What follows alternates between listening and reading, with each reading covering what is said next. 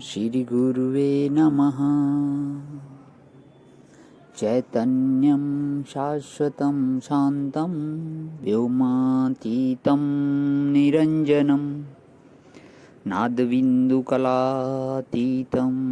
तस्मै श्रीगुरुवे नमः।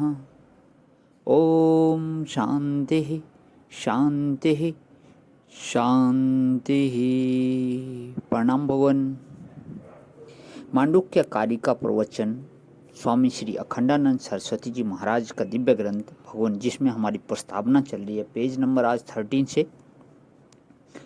स्वामी जी ने पिछले वाले जो सत्संग में बात आई थी भगवान की, गौड़ पादाचार्य की जो कारिकाएं हैं उसके 4 विभाग जो हैं किए हुए हैं, तो इसी के ऊपर हमारा सत्संग चल रहा है।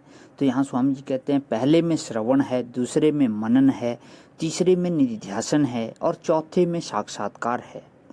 व्यवहार में वेद की प्रधानता है और अंतःकरण में दृश्य के मिथ्यात्व और आत्मा के सतत्व का निरूपण करने के लिए युक्तियों की प्रधानता है।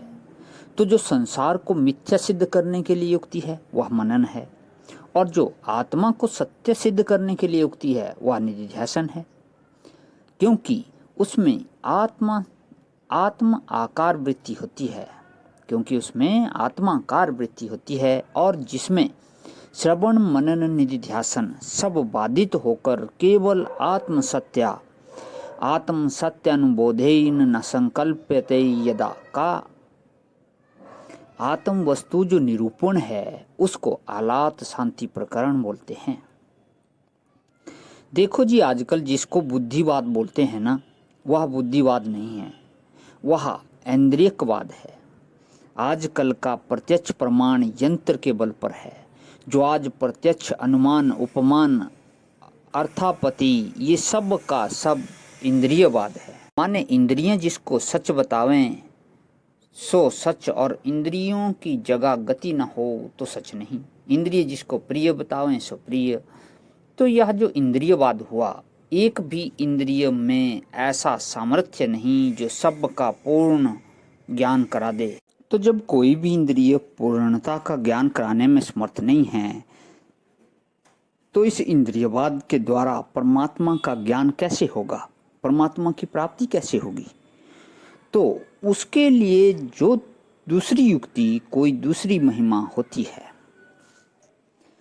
तो नारायण, यह मांडुक्य कारिका ऐसा ग्रंथ है जो ऐसा साक्षात अप्रोक्ष परमात्मा का दर्शन करावे कि चलते फिरते सोते बैठते खाते पीते व्यवहार का लोप ना होवे और परमात्मा का अखंड दर्शन होवे। जो लोग व्यवहार का लोप करके परमात्मा का दर्शन करना चाहते हैं, वे तो सब के सब द्वैतवादी हैं। व्यवहार का लोप होने पर ही अगर परमात्मा का दर्शन होगा तो व्यवहार दूसरी चीज हुई और परमात्मा दूसरी चीज हुई, सो वह द्वैतवाद हुआ। अद्वैतवाद की विशेषता यह है कि इसमें परमार्थ और व्यवहार दो नहीं होते। परमार्थ में भी व्यवहार है और व्यवहार में भी परमार्थ है। इसलिए यह न किसी की जाति को, न संप्रदाय को, न धर्म को, न धन को, न रहनी को बदलने और परमार्थ ऐसा साक्षात अप्रोच हो जाए कि सोबत बैठत पड़े उताने, कहे कबीर हम वही ठिकाने। तो अब स्वामी जी कहते हैं कि जिज्ञासु सावधान। अच्छा, अब वेदांत का विचार करने के लिए 1-2 बात उसकी मर्यादा के रूप में सुनाता हूँ। शंकराचार्य भगवान कहते हैं कि स्विषय सुराणि प्रमाणानि भवन्ति, अर्थात जितने प्रमाण होते हैं वे अपने अपने विषय में बहादुर होते हैं। इसका मतलब क्या है कि वस्तु का जो दर्शन है, साक्षात्कार है, वह प्रमाण से होता है। तो प्रमाण का अर्थ श्लोक नहीं है। गांव में बच्चे क्या करते हैं कि एक दोहा बोल दिया कि देखो यह बात दोहे में लिखी है, ऐसे दोहे तो हम दिन भर में 1000 बना दें। बोले भाई कि यह देखो श्लोक में लिखा है, श्लोक को प्रमाण नहीं बोलते हैं। महाभाष्यकार ने कहा है किम भो श्लोकः प्रमाणम, क्यों क्यों जी, श्लोक का नाम प्रमाण है। हमारे तो कई पंडित घटिका शतक होते हैं, माने एक घड़ी में 100 श्लोक बिल्कुल नए बनाकर दे दें। काशी में एक पंडित थे, शास्त्रार्थ महारथी बेणी माधवाचार्य, उनको घटिका शतक बोलते थे।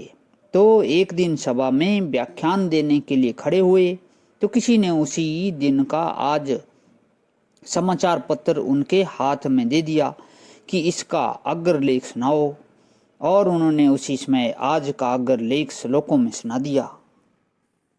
प्रणाम भवन, आज यहीं विराम, इसे आगे का कर लेता हूँ। ओम शांति ही शांति ही शांति ही।